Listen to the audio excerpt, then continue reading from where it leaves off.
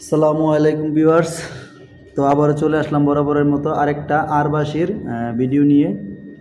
তো আমি এখন যে ভিডিওটা করব এটা হচ্ছে একসময়ের জনপ্রিয় একটা সিনেমার গান। একসময় পর্দা কাঁপিয়েছে এই সিনেমাটার নাম হচ্ছে প্রেম গীত। তো প্রেম গীত সিনেমার একটা কলি আমি আপনাদেরকে বাজিয়ে দেখাবো। তো এই কলিটা হচ্ছে আমার মনের ময়ূরী আয়রে।